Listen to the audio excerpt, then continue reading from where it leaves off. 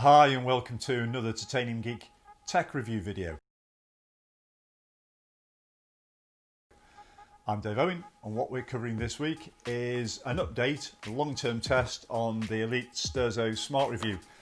Before we start, on our journey to try and get to 1,000 subscribers, and thanks for all the new subscribers we've had recently, we're trying to get to 1,000 by the end of the year. So if you could click on subscribe, notify and all that sort of stuff, I really appreciate it. So thanks ever so much in advance for that. This week, I'm going to split the video into 3 parts. 1, an overview of the Elite Sterzo Smart. 2, what's inside. And 3, practically, how does it perform on the only platform it works on currently, which is Zwift. So just an overview of the Elite Sterzo Smart. As you will have seen from our original video, the Sterzo Smart sits on your mat. You've got these little feet underneath. You've got a battery cover, and what I'll point out to you, this is after 3 weeks of use. And this is 3 weeks of use, everyday use of the Sterzo Smart. You can see this from where the tyre sits in this groove here, and this is just a standard 21 700C wheel that sits in there all the time on my old knackered Cannondale, which you'll see in a little while. You'll see some marks on here. Now, what sits underneath the Sterzo Smart is bearings, and these bearings allow it to move from one side to the next when you're turning the machine. Now, I was initially concerned that sweat and the normal stuff that occurs would drop down here, particularly when you're out the bars, or sorry, out the saddle on your bike. What we've discovered is, you can't see it here, but we did put some photographs on social media. With a little bit of moisture that gets on here when you're turbo training, you can get some brown marks up here, which is rust, there's oxidization of the bearings. So one thing I'd recommend to Elite is to put stainless steel ball bearings in this. That would make a huge difference on that point of view. Otherwise, works beautifully well. So you turn your bars, as you've seen before, it goes back to center, turn the other way, it goes back to center. More of that in a second. I'll show you on a practical, well, a few minutes in a practical way when we get onto the Zwift setup. Underneath the feet, people have reported, even James, one of our other editors, about sweat getting in the battery case. When we talk about the look inside, you will see that we have no oxidization here on the batteries whatsoever. Reason being, quite frankly, I've got a very powerful fan and a well ventilated garage. I would always recommend when you're turbo training, you get ventilation and airflow, because that keeps you cool, enables you to put more watts out. Your body is a self-limiter, so we all know the hotter you get, for example, it's like going for a run with a plastic bag on, as people used to do once upon a time. You can't run as fast because the extra heat will limit, and we know that roughly 14 to 17 degrees Celsius is the perfect operating temperature for sport, or so we're told. Love to be corrected on that one. So why operate in a hot environment, and if it is hot, just get loads of airflow going on. So that's just my little ramble on that one. That's the reason why this bit's fine. So it sits firmly on. If you've put no weight on the bars, it can slip around. You'll see this in a sec. But sits firmly, works fine, and that's it basically. That's the Sterzo. You'll see from inside there's loads of space in here. There isn't much gubbings in because it doesn't need to be with modern electronics, but functionally for this, works well. Some people have commented that we could do with more grippy feet. So it works for me, but probably a softer rubber might be a better idea. I noticed this, might sound random, but on running shoes, you do get running shoes that do purport to have grippy bases, but certain types of moisture, they do move around. New Balance, if you're listening, Adidas's Continental rubber feet, or big feet, work really well. So that might be Elite, an improvement there. So what I would say is stainless steel, better rubber perhaps, so it works better for me, but definitely stainless steel bearings in there. Otherwise, cracking little unit.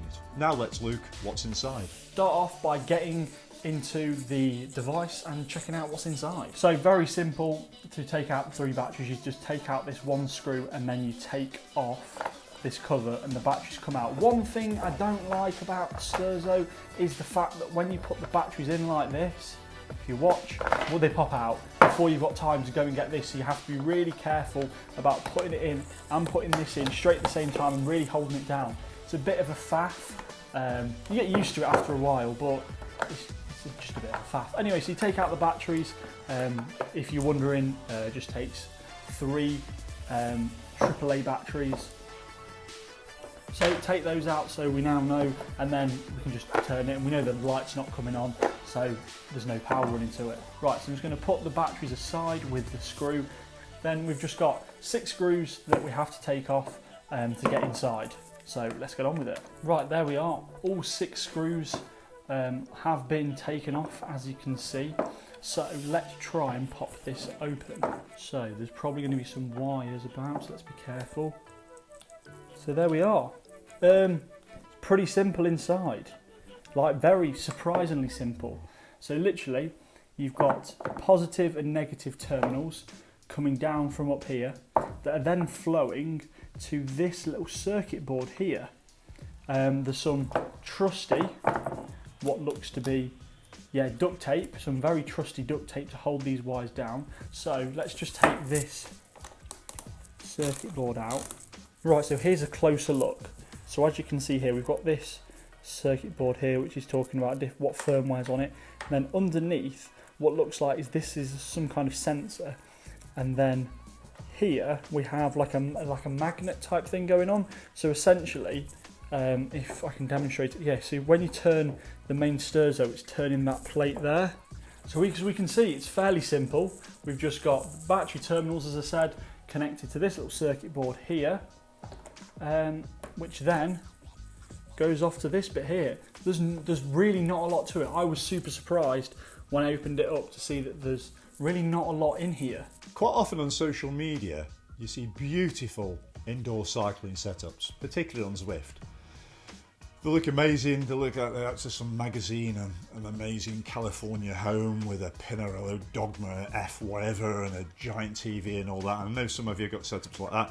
What I'm going to do is give you a true look of what an average British setup looks like, and somebody who rides indoors virtually every day and has done for donkey's years. So you're going to see the grubby indoor cycling setup, but an honest true view, and what we'll do is show you how the Sterzo works in the context of that.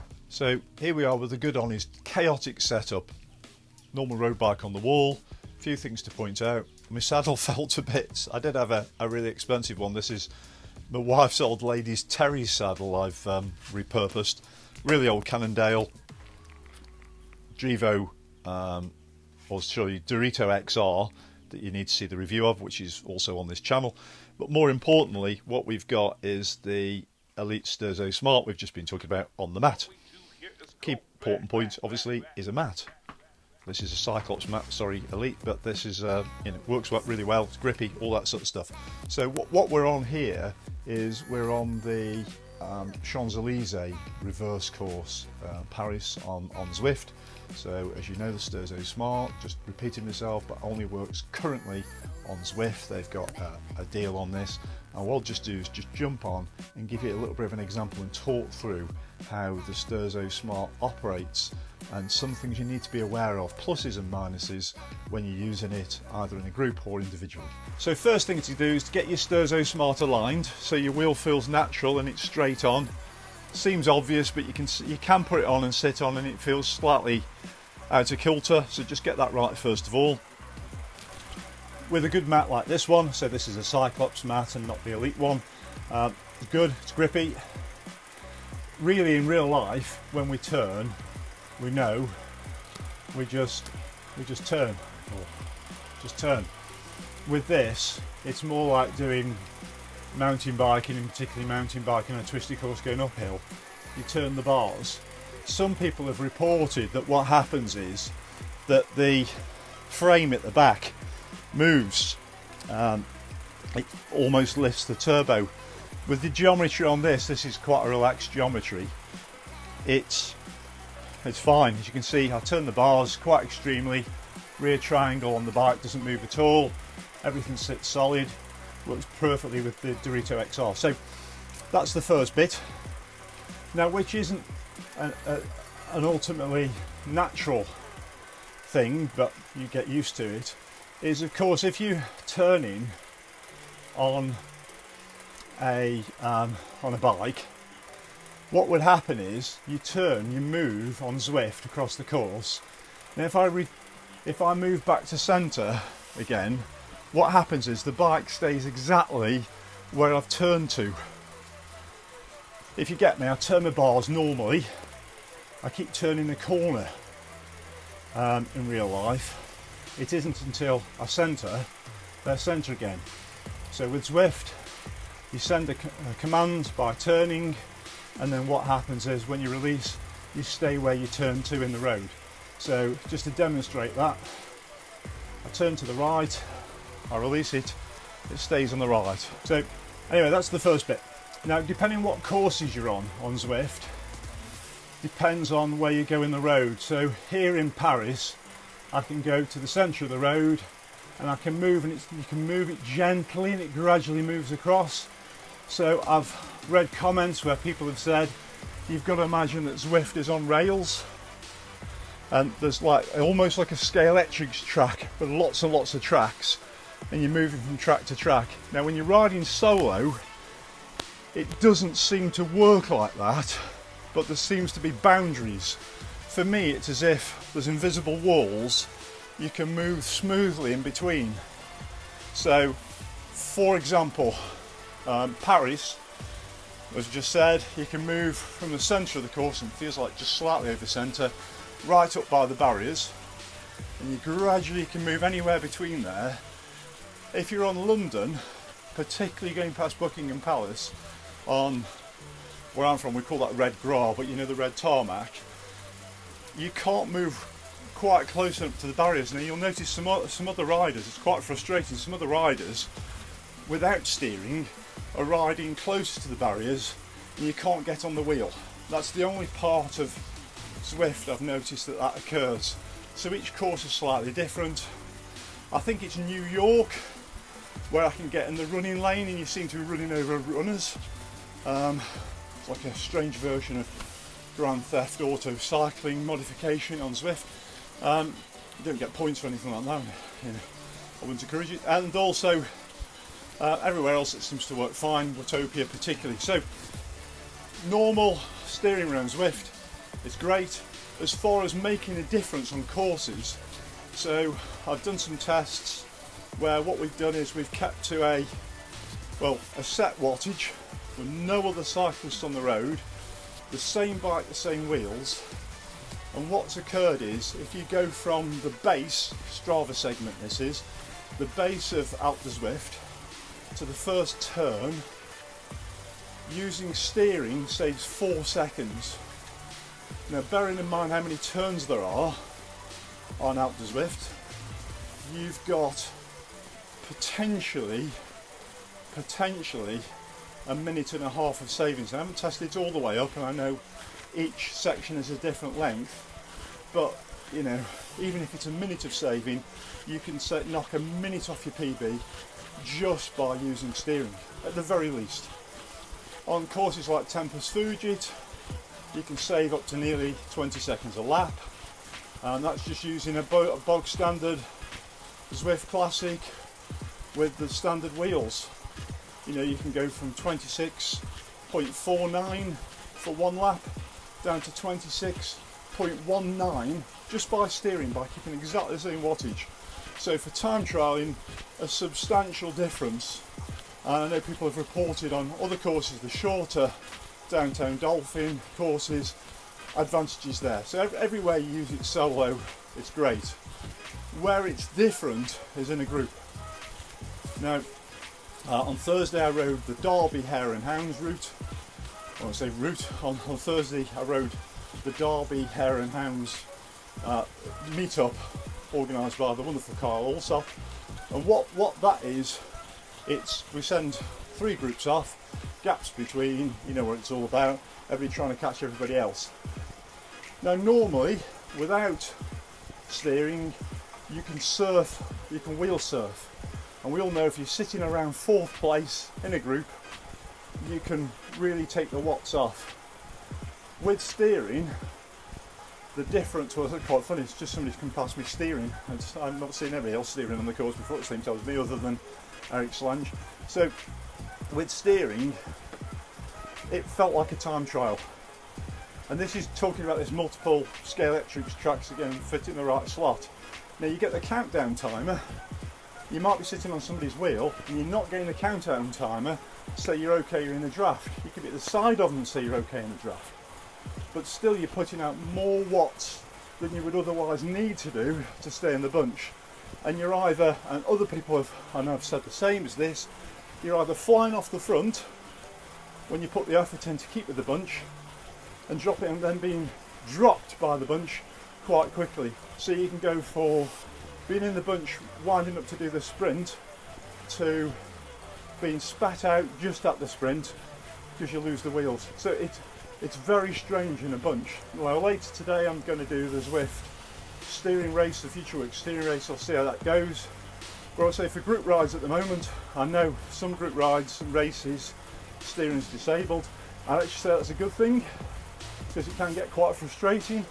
It can be great because it's a harder workout. It can be great because you've more to think about. But individually, solo, brilliant. Group rides, let's see. So thanks ever so much for watching. In summary, what I would say about the Sterzo Smart is, makes turbo training more immersive, it's fun, it works really well. It works really well individually on Zwift because you save time, it's great for TTs. In group rides, but say if Zwift are going to introduce more steering only events, that's fabulous. As far as the robustness of the device goes, it could do with more sweat protection perhaps, but also I think we owe it to ourselves to have better ventilation in where we train. You know, I think we've got to take that one on the chin. But yes, the battery compartment for some people could be better protected, and that bearing on top, or bearings on top, do need to be stainless steel. But a little bit of WD-40 now and again does no harm there. So, great piece of kit, £80, what's that? 10 cups of coffee and a cake, not that expensive in terms of it to make your Zwifting experience a lot better. And as this thing gets released to other platforms, it'll be quite interesting to see what they do with this technology also. So thanks for watching. Any comments down below, we love to respond to them. And once again, thanks for subscribing.